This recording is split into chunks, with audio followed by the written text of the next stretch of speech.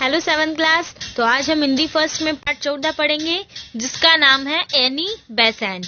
Annie Besant जो है वो एक महिला है और ये क्या है, एक विदेशी महिला है, लेकिन इन्होंने भारत के लिए बहुत कुछ किया है। ये एक बहुत ही महान महिला है और इन्होंने हमारे देश के लिए भी बहुत कुछ किया है। तो हम इनके बारे में पढ़ेंगे। उससे पहले हम इस पाठ के शब्दार्थ देख लेते हैं। देखिए, स्वामिनी मतलब मालकिन, विश्व बंधुत्व संसार का भाईचारा, सम्मान इसका अर्थ होता है आदर, बहुमूल्य कीमती, परतंत्रता गुलामी, अध्ययन पढ़ाई, अर्पित भेंट, विचलित अस्थिर और स्मृति मतलब याद। तो ये शब्दार्थ आपको अपनी नोटबुक में सुंदर सुंदर राइटिंग में करना है। चलिए पाठ शुरू करते हैं पढ़ना। ये देखिए, ये है एनी बेसेंट। भारत का 1857 का प्रथम स्वतंत्रता संग्राम, जिसे अंग्रेजों ने विद्रोह कहा, इंग्लैंड की पार्लियामेंट में तूफान मचा दिया।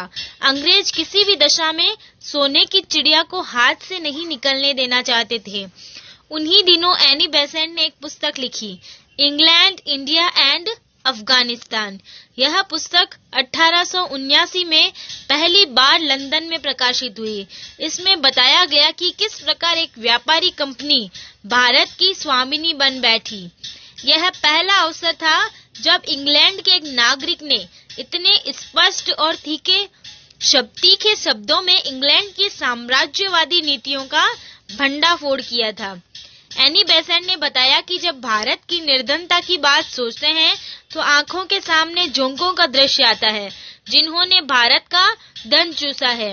अंग्रेजों की भारत विजय की कहानी बहुत घिनौनी है। अब आपके मन में यह जानने की उत्सुकता हो रही होगी कि यह एनी बेसेंट थी कौन। अक्टूबर 1847 में लंदन में एक बच्ची का जन्म हुआ था। उसका बचपन का नाम एनी वुड था। वह अपने आपको आयरिश कहलाना अधिक पसंद करती थी, क्योंकि उसकी माँ आयरिश थी। एनी अपनी माँ से बहुत प्यार करती थी। एनी के पिता एक बड़े विद्वान थे। उन्हें कई भाषाओं का ज्ञान था। जब एनी केवल 5 वर्ष की थी, पिता की मृत्यु हो गई। एनी की माँ उसे हैरो स्कूल में पढ़ाना चाहती थी। उस स्कूल के प्रिंसिपल की सहायता से यह संभव हुआ। वैसे एनी की शिक्षा नियमित रूप से किसी स्कूल में शुरू नहीं हुई।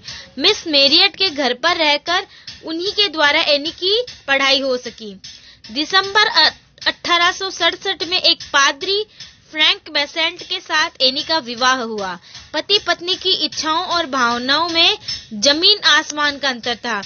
फिर भी जीवन जैसे तैसे चलता रहा। वह 2 बच्चों की मां बन गई, परंतु दोनों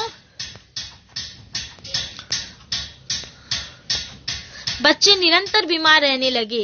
1873 ईस्वी में केवल 26 वर्ष की आयु में एनी बेसेंट घर से निकाल दी गईं और वह सच्चाई की खोज में आगे बढ़ चली।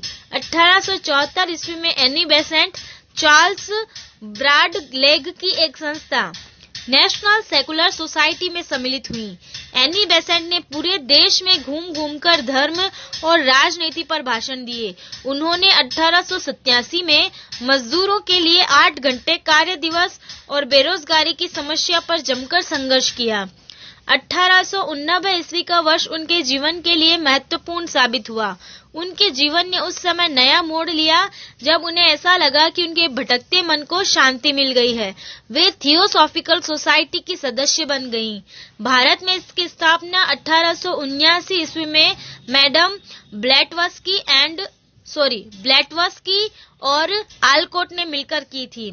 इस संस्था के उद्देश्य थे विश्व बंधुत्व की स्थापना और आर्य और पूर्वी धर्म, भाषा और विज्ञान के अध्ययन को बढ़ावा देना। एनी बेसेंट 16 नवंबर 1893 को भारत पहुंची। एनी के लिए भारत एक ऐसी पवित्र भूमि थी जिसका महान धर्म विश्व के सब धर्मों का मूल था। उनकी दृष्टि में भारत भूमि सब संस्कृतियों का केंद्र थी। वह अपने सपनों के भारत को अपनी माता मानकर आई थी। वह भारत में जहां भी गईं, लोगों ने उनका बहुत सम्मान किया, परंतु भारत की दुर्दशा देखकर एनी हैरान रह गईं। डॉक्टर भगवान दास के साथ मिलकर एनी ने वेद, उपनिषद, रामायण और महाभारत का गहन अध्ययन किया। उन्होंने अन्य धर्मों के बारे में भी बहुत पढ़ा और समझा। वे कहती थी, धर्म तो परमात्मा तक पहुंचने का माध्यम है। जैसे नदियां समुद्र में जा मिलती है, वैसे ही धर्म भी प्रभु के प्राप्ति का मार्ग है। शिक्षा के क्षेत्र में एनी बेसेंट ने इंग्लैंड में बहुमूल्य योगदान दिया था। भारत में भी शिक्षा के क्षेत्र में उन्होंने सराहनीय काम किया। उन्होंने यह बात भली प्रकार समझ ली थी कि भारतवासी जब तक पूरी तरह शिक्षित न हो जाएंगे, तब तक वे परतंत्रता की बेड़ियां नहीं तोड़ सकेंगे। एनी बेसेंट ने प्राचीन भारतीय शिक्षा प्रणाली का अध्ययन किया।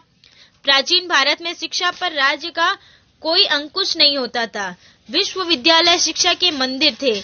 शिक्षक जब किसी भी दरबार में जाते थे तो राजा सिंहासन से उतरकर उनका आदर करते थे। वह कम से कम शुल्क लेकर अधिक से अधिक बच्चों को शिक्षा दिलाना चाहती थी। अपनी नई शिक्षा में वह पूर्व और पश्चिम के अच्छे आदर्शों को मिलाना चाहती थी। उन्होंने 7 जुलाई 1908 ईस्वी में वाराणसी के एक छोटे से घर में अपने सपनों के शिक्षा केंद्र की स्थापना की। रिचर्डसन उसके पहले प्रिंसिपल तथा हैरी बैनबेरी पहले हेडमास्टर बने। भारतीय समाचार पत्रों में इस प्रयास की भरपूर प्रशंसा हुई। 1885 ईस्वी में बंबई में भारतीय राष्ट्रीय कांग्रेस की स्थापना हो चुकी थी।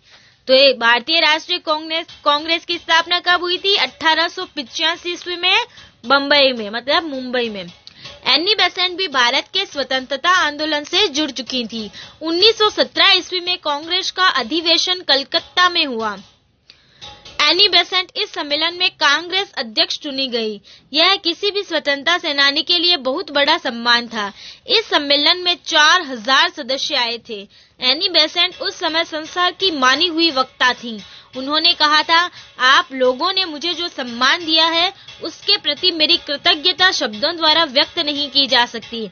आपके उपहार को मैं मातृभूमि की सेवा में अर्पित करना चाहती हूँ। मेरे पास जो भी है और मैं जो भी हूँ, वह सब कुछ मैं भारत माता की बलि वेदी पर चढ़ाती हूँ। हम सब मिलकर शब्दों में ही नहीं बल्कि कर्तव्य द्वारा वंदे मातरम का उद्घोष करेंगे। होम रूल की बात सबसे पहले 1985 में बाल गंगाधर तिलक ने उठाई थी। 1914 ईस्वी में एनी बेसेंट ने होम रूल को कार्य रूप में लाने के लिए लोगों को तैयार करना आरंभ कर दिया। एनी बेसेंट भारत की पूर्ण स्वतंत्रता के पक्ष में थी। होम रूल का काम सुचारू ढंग से चलाने के लिए एनी बेसेंट ने एक साप्ताहिक पत्र कॉमनवेल्थ शुरू किया।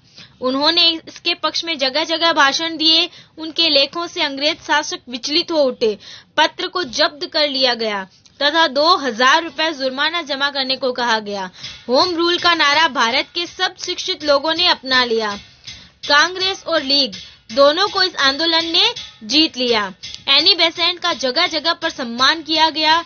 जिस घोड़ा गाड़ी में बैठकर एनी बेसेंट जाती थी, नौजवान उस गाड़ी से घोड़ों को अलग कर देते थे और उस गाड़ी को अपने कंधों पर खींचकर सभा तक ले जाते थे। चारों ओर एनी बेसेंट की जय जयकार होने लगी। 1929 ईस्वी में Annie Besant Budapest European Congress तथा शिकागो वर्ल्ड कांग्रेस की अध्यक्षता करने गई, परंतु 1931 ईस्वी के आरंभ से ही वे अस्वस्थ रहने लगी। फिर भी उन्होंने मद्रास, चेन्नई में थियोसॉफिकल सोसाइटी का केंद्र बनाया और उसे संवारने में लग गईं। जून के महीने में उनके घुटने में चोट लगी। इसके बाद वे कभी न उठ सकी। 20 सितंबर 1933 को वे इस संसार से विदा हो गई। उनका नाम भारतीय इतिहास में सदा अमर रहेगा। वे चाहती थी हम सब बच्चे भारतवासी बनकर जिएं और भारतवासी बनकर ही मरें। ऐसा बनकर ही हम उनकी स्मृति को सदैव बनाए रखने में सफल हो सकेंगे। यही उनके लिए सच्ची श्रद्धांजलि होगी। तो देखिए, एक विदेशी होकर भी इन्होंने हमारे देश के लिए कितना कुछ किया। अंग्रेजों के खिलाफ अगर कोई ब्रिटिश था जो बोला था तो वो एनी बेसेंट ही थी, जिन्होंने अपनी पुस्तक लिखी थी ना, इंग्लैंड, इंडिया, अफगानिस्तान। उन्होंने उसमें बताया था कि कैसे अंग्रेज जो है वो जोंक बनकर भारत को चूस रहे हैं, उसको निर्धन बना रहे हैं। तो हमें भी अपने देश के प्रति जो कर्तव्य है उनका अच्छे से पालन करना चाहिए। हमारी मातृभूमि से बढ़कर हमारे लिए और कोई नहीं हो सकता। तो हम हमेशा भारतवासी बनकर जिएं और भारतवासी बनकर ही मरें। ठीक है, अब देखते हैं इसके प्रश्नोत्तर। तो पहला है क का 1857 के विद्रोह का इंग्लैंड की पार्लियामेंट पर क्या प्रभाव पड़ा। तो 1857 के विद्रोह का इंग्लैंड की पार्लियामेंट में तूफान मचा दिया। 1857 के विद्रोह ने इंग्लैंड की पार्लियामेंट में तूफान मचा दिया। आप ढंग से लिख लेना इसको अच्छे से। एनी बेसेंट की पुस्तक का नाम क्या था और वह कहां से प्रकाशित हुई। एनी बेसेंट की पुस्तक का नाम इंग्लैंड, इंडिया एंड अफगानिस्तान था और वह लंदन से प्रकाशित हुई थी। एनी बेसेंट के पारिवारिक जीवन के बारे में बताइए, पेज नंबर 85 पे है। भारत के बारे में उनके क्या विचार थे, पेज नंबर 86 पे है। और धर्म के विषय में एनी बेसेंट क्या सोचती थी, वो पेज नंबर 86 पे है। मैंने नंबर लगा रखे हैं, हमने चैप्टर पढ़े उसमें आ रखा है। ठीक है, फिर है भारत में प्रथम स्वतंत्रता संग्राम कब हुआ। सन 1857 में। इंग्लैंड, इंडिया एंड अफगानिस्तान कब प्रकाशित हुई। 1879 में।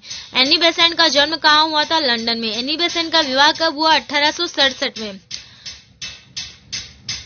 वाक्यांशों को जोड़ना है। उन्हीं दिनों एनी बेसेंट ने एक पुस्तक लिखी। अक्टूबर 1847 में लंदन में एक बच्ची का जन्म हुआ था। एनी की माँ उसे हेरो स्कूल में पढ़ाना चाहती थी। 1889 का वर्ष उनके जीवन के लिए महत्वपूर्ण साबित हुआ। फिर है सही शब्द चुनकर रिक्त स्थान भरना है।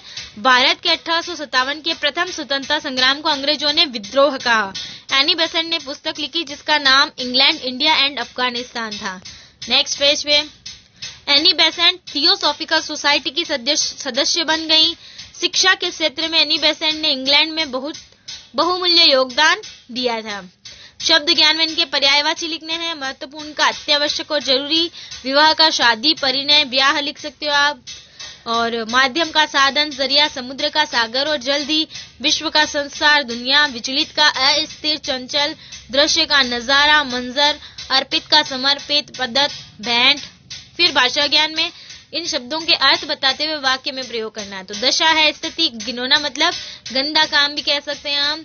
ठीक है, और सहायता मतलब मदद, बहुमूल्य बहुत कीमती, और प्रणाली मतलब पद्धति। मौखिक में क उच्चारण वाला प्रश्न है और सोचो और बताओ में है। पहला, एनी बेसेंट का जन्म कहाँ हुआ था, कब हुआ था, सन 1847 में। और कहाँ हुआ था, लंदन में। 1874 में एनी बेसेंट किस संस्था से जुड़ गई थी, national secular society. Annie Besant की मृत्यु कब हुई, 20 सितंबर 1933 में। ठीक है, तो अब आपको है कि नोटबुक में क्या क्या करना है, शब्दार्थ करने हैं आपको अपनी नोटबुक में। और क्या करना है, क ग घ, शब्द ज्ञान का ये और भाषा ज्ञान का ये, और सोचो और बताओ। मतलब टिक द करेक्ट को छोड़कर आपको सारे क्वेश्चन आंसर अपनी नोटबुक में सुंदर सुंदर राइटिंग में करने हैं। ओके, तो ये आपका पार्ट 14 एनी बेसेंट कंप्लीट हो गया है।